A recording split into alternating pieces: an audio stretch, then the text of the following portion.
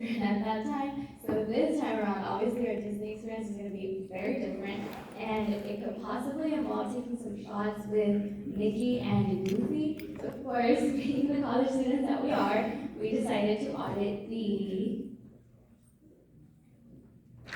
Silver Screen Spirits Pool Bar, and I can assure you all that from day one, we headed down there and we got straight to work. So with that being said, we can go ahead and get started. I'm going to pass the mic to Aaron. Thank you. We're both Aaron, sorry.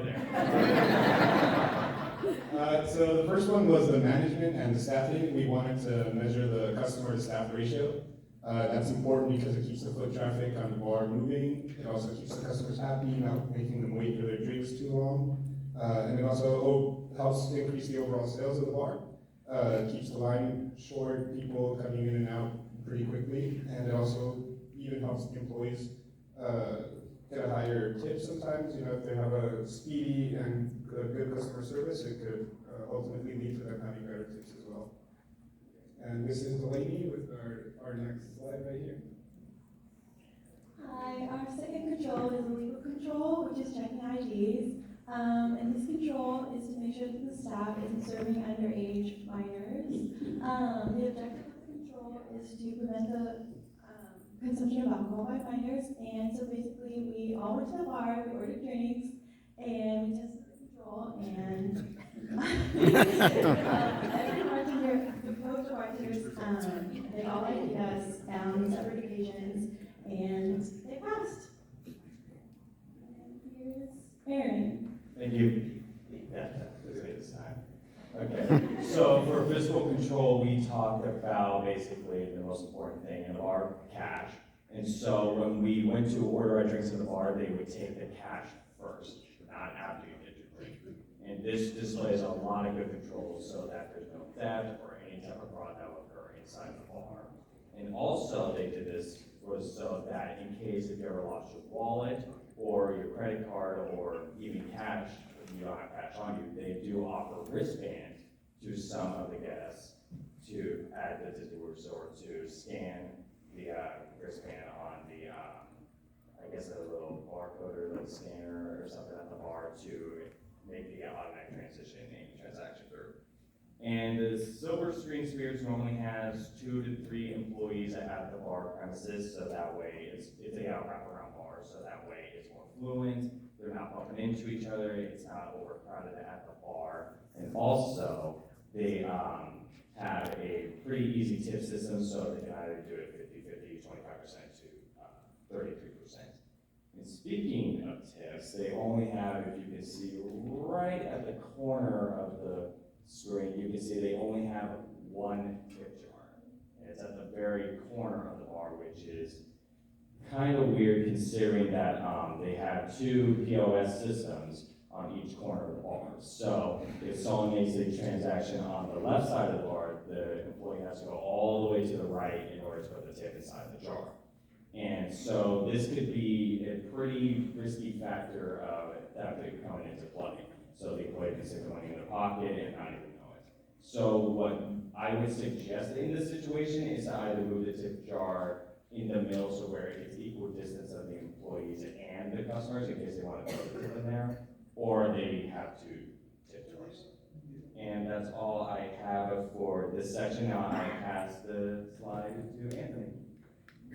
Hey, I'm Anthony from LSU. So, liability reasons they weren't able to give us information on their inventory system. So we went ahead and took the opportunity to make recommendations. So our first recommendation is going to be to implement the stock keeping unit. This is an identification number for each of the products in the inventory.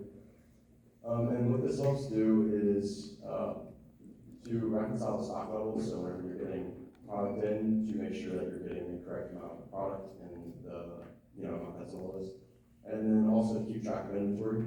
Keeping track of inventory is going to be important for forecasting and data analytics. So forecasting the demand is useful for basically identifying what's our most popular product, what's going to be, what should we keep in stock. And then what's important for that is to keep data up to date. So we noticed that they freehand board, and a note on that, we asked them about this, why do they freehand pour, how do they know how much to do? And they receive regular training in that, and then also regular testing. They get tested once a week to make sure that they're not over pouring, and to make sure that they're doing well with that. And I'm gonna hand it over to Patrick. Awesome, so we'll talk about safety signs here for a second. So we went to the bar, we were initially looking for the 21 and over sign, but it wasn't there. So we saw that they had no smoking and why smoking's bad for you at one desk. And after that, we walked up to the bar and we had taken our reconnaissance photos of us getting our IDs checked. And we learned that it's technically a drive-through. So you order at the POS and you go to the window next to it, the drive-through, and because you can order food and non-alcoholic beverages there, so they don't want to discriminate from ordering at the bar. The only thing they said is you can't be sitting at the bar with chairs if you're under the age of 21, or seating around the bar to accompany those who are underage. Next, I want to talk about over-serving customers. So as you see here, our friend Aaron had a little too much and spilled on himself. Kidding. Let the record show it's this one, not me. For the record, I wasn't actually cut off, though. I just spilled the drink all over myself. Yeah, so we were trying to figure out how they make that decision, and it comes down to the bartender looking at the person, and because alcohol affects everybody in a different manner. So it comes down to the personal or professional judgment of the bartender. Because someone can have 2 drinks and be all wild, and they will discreetly tell them to you need to leave, or they can be served all night and not have a problem. Now I'm going to hand it to you, Aaron, at the end of the stage to talk about bar atmosphere. Lastly, the bar atmosphere. The control was obviously the service, the aesthetic, and the cleanliness of the bar. The bar atmosphere was relaxed and inviting. The staff was also friendly and always kept a drink in your hand, making sure that you're always consuming, the products, trying to get you to spend as much money as possible. And also the employees are always engaging with the customers, asking about their day, how their trip was, how their experience at the park or at the hotel has been. So that always is good. It makes the customer feel important, feel cared about. And that's about it. Thank you guys for taking the time to listen. We hope you